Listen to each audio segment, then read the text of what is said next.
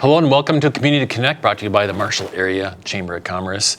And today we have Jim Smalley as our guest, and Jim is on the board of directors at Marshall Food for Kids. Thanks for being here. Yes, thank you. It's hard to believe that we're halfway through the year, but let's talk about all the good things that happened in June first off. For those that like the outdoors and baseball, certainly you've been to a couple of Marshall A's games. They're back in full force out at Legion Field. Congrats to Greg Schakowsky, who was recently inducted into the Marshall A's Hall of Fame this past Sunday. The Shades of the Past car show was on June 6th and 7th. We had record numbers this year in the car cruise with nearly 200 cars that were in the cruise. 313 cars were in the show on Saturday of that weekend. Next year is 40 years, and they expect bigger numbers than this year. And this year's numbers were record numbers. So thanks to everybody that came out, and thanks to all the organizers of the Shades of the Past car show. The SMSU David Drown Classic was on Friday the 13th at the Marshall Golf Course. Good turnout for a great cause. It was a little bit of a chilly day, but I know the golfers out there enjoyed themselves. It's a five player scramble event. Goes to SMSU Athletics. So thanks to everybody that came out for that event. The following Monday was the Hoops Club Golf Tournament. Big numbers for this tournament too, and thanks to all the organizers for that tournament. And everybody that came out to support hoops, and of course the volunteers. These past 2 weekends, Marshall Area Stage Company put on a Willy Wonka. Thanks to everybody who showed up for all the hard work with actors, actresses, and volunteers. And Jim, I think you're somewhat familiar with the Marshall Area Stage Company. A lot of volunteer work in that organization. Lots of volunteer work, right. All 3 of my kids have been in theater at the high school and through the Stage Company, so it's a fantastic organization. Yeah. Of course, Willy Wonka is very, very familiar. And again, I saw all the cast members, a lot of familiar faces, but a lot of new faces. And it's good to see as many interested people in the theater as there was. On the chamber side of things, we had 2 big events. First was on June 4th, where we hosted a lunch and learn with Marcy Heemeyer with North Star Mutual, who spoke on professionalism in the workplace. And we also had courtesy headshots after. We had nearly 70 people that came to this. A lot of people needed updated headshots. Our second event of note was our Marshall Leadership Academy Alumni Social, which was last Wednesday the 25th, where we had 44 people who attended Wings X Company. We just accepted our next cohort of 25 people who will start this upcoming September. So thanks to everybody who came out to all the events in June. So let's get back to our guest, Jim Smalley, Marshall Food for Kids. Great organization, certainly a need for in the Marshall area. Sometimes people might not even think that, but how did Marshall Food for Kids start? Yeah. So it started with a simple conversation. Actually, it was a child that started the whole process. A child came home one day and was talking to his mom about, he was talking to some friends at school, in elementary school, and they talked about how they were hungry on weekends because they just didn't have enough food.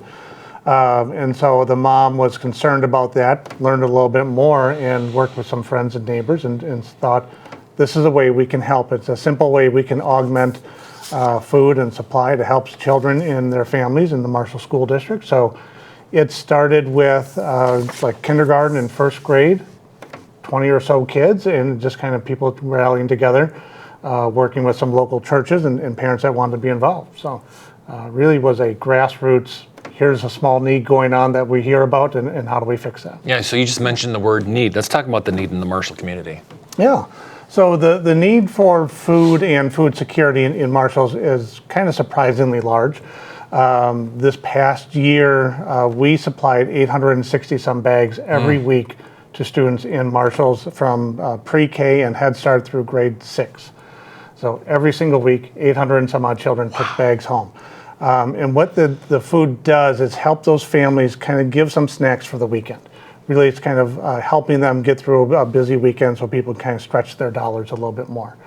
And the need comes from what we see from working with the local school district and understanding kind of the data behind food insecurity in the region. So we've talked to Marshall Public Schools and United Community Action with the food shelf about what are people needing, where's the resources, and how can we help? Yeah, so how does the program work from the beginning to the end? Right, so for families, it's a pretty simple process. They go to the school and there's information out there and families can sign up for it. The nice part from the organizational side is we have no idea who's in the program. We don't need to know, we don't want to know. The school keeps track of that information about who's actually, which child needs which bag. and things like that. And so the school sends us that list of how many children per classroom, and we pack the bags and then send to the schools. So the food side from the Marshall Food for Kids side, so we have volunteers that order food every week, and we try to have a variety of snacks, and we try to keep them as healthy as possible and as simple to operate and maneuver for children.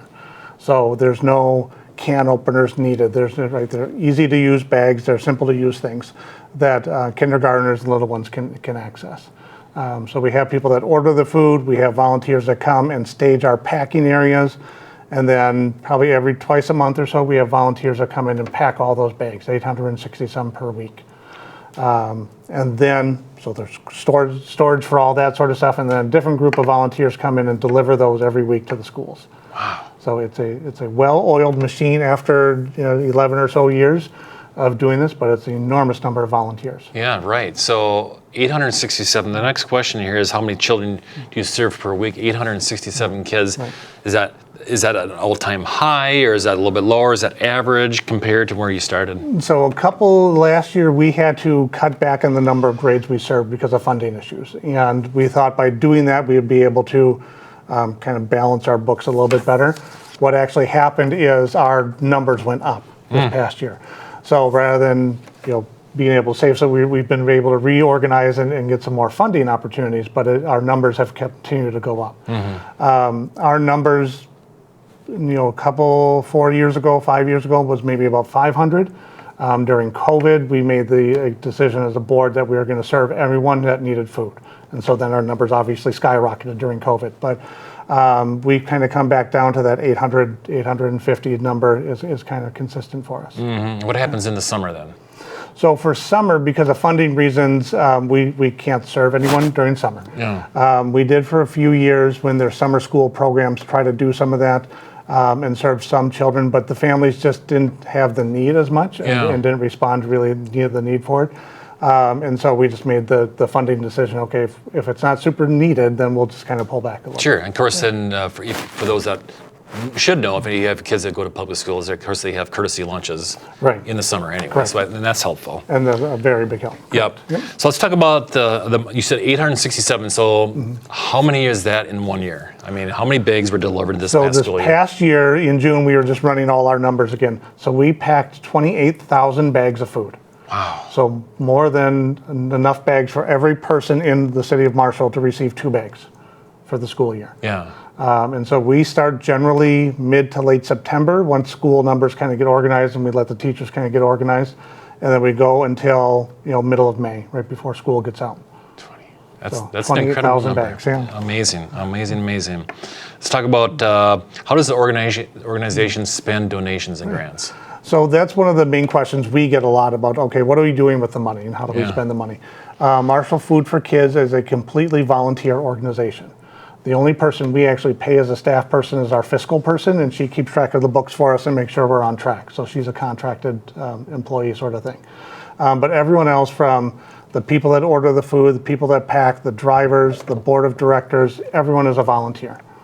And we really focus on that, mostly because we raise somewhere around $90,000 a year, and almost all of that goes into food. Okay. So. Okay.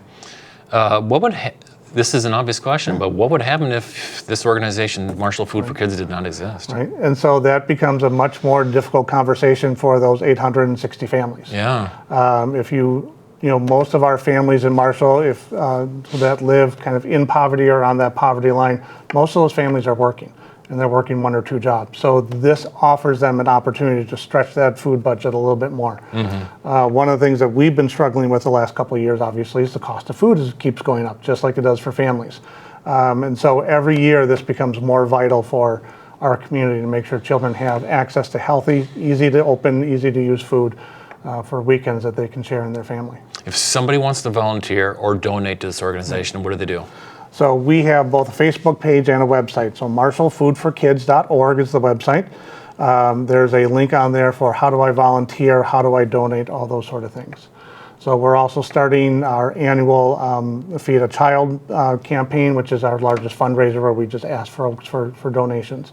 And that's through the website as well. Oh, amazing. I just love the story. It's the second time I've heard it, the fact that this was thought of by a young person. Right, right. And that child is now 21 years old because he's the same age as my Yeah. oldest daughter. So the number of children that have been impacted in this community because one child came home and said, I hear this at school, how do we fix this? And what do we do? And it's just an amazing story of how do we go out and do that and take care of people in our community. Okay, Yeah. great. Well, thanks for everything that you do. Thanks for Absolutely. everything that Marshall Food for Kids does, and what an impact that they have in the community. It's been fantastic. Yeah. So. Okay, super. Let's talk about all the good things happening this upcoming July. Today is Tuesday, July 1st. This upcoming Friday is the annual fireworks display at Independence Park. There is going to be food trucks. There is going to be the city band. And there will be dueling pianos. And I don't know about you, Jim, but I love dueling pianos. Right? Isn't that a fantastic thing just to watch? Yes. The talent. Yes, yes, yes, yes. The Pride and the Tiger Foundation Golf Tournament is on Monday the 14th at the Marshall Golf Course. This is one of my favorite tournaments to golf in all year. This 4-person scramble always makes for a fun time to raise money for private and public schools and students in the Marshall community. The Gruffalo Walk is scheduled for July. And for those that pay attention to almost anything in Marshall, you know what the Gruffalo Walk is through the United Way. This year, Lauren Deitz, EDA Director for the City of Marshall, Cassie Weiss is the Director for Visit Marshall, and they're going to have a competition. These are two very competitive ladies. Whoever doesn't win gets to walk around Marshall in the Gruffalo costume. And I don't know about you, Jim. I don't like the idea of August 1st rolling around and having a hot, sweaty day and walking around with this thing on. It sounds good for Cassie and Lauren to be doing something like that. So that's fantastic. Crazy Days is back on July 17th. Of course, this is through the Marshall Downtown Business Association, which the Chamber manages. This citywide sales event is a great way to get some early back-to-school shopping. There will be a number of downtown events, but you can count on sales citywide. Main Street will be closed, so come on down. For those that are watching out of town, come on into Marshall, and you'll be guaranteed some good deals. On the Chamber side of things, our State of Agriculture event will be back on Tuesday, July 22nd, out at the Hoop Barn at the Lyon County Fairgrounds. This annual event will feature 3 panelists and is always good education for those that attend. Registration can be found on our website. All of these events in July can be found on our website at marshallmn.org, and also take a look at the events at the visit page at visitmarshallmn.com. Thanks again for tuning in to the July edition of Community Connect, and thank you to our guest, Jim Smalley. Thank you. We will see you in August when we have Cody Slater, and Cody is with the Lyon County Fair Board, and who will give us a preview of the fair in mid-August. Thanks again for watching, and we'll see you in August.